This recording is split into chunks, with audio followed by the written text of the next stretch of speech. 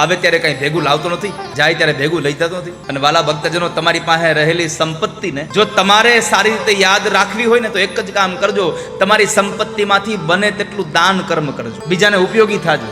સિકંદર પાસે કેટલી સંપત્તિ હતી, આજે કોઈને યાદ છે સિકંદર કોણ હતો, ક્યાં છે એની કબર કોઈને ખબર જ નથી, પણ કર્ણને આજ બધા યાદ કરે છે. કેમ? એને દાન આપ્યું છે. તમે કશું લઈને નથી આવ્યા, કશું લઈને જવાના નથી, પણ આ બેની વચ્ચે જે કમાવો છો ને એમાંથી એટલું લોકોને આપી દો કે તમારા મર્યા પછી પણ સંસાર તમને યાદ કરતો રહે. વાલા ભક્ત, કશું જ લઈને આવ્યા નથી ને કઈ લઈને જવાના નથી. આવા સત્કર્મના માંડવા બંધાય ને ત્યારે ત્યારે આપણી સંપત્તિનો એમાં ઉપયોગ કરી લેવો, કે તમારી પાસે આવેલી સંપત્તિ એકના એક સમયે તમારી પાસેથી નીકળી જવાની પાક્કું છે.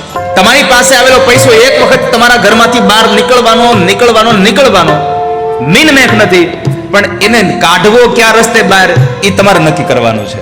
દાનના માર્ગે બહાર કાઢવો, હોસ્પિટલના માર્ગે બહાર કાઢવો, કોર્ટ કચેરીમાં બહાર કાઢવો, કે કોઈની સોપારીમાં બહાર કાઢવો.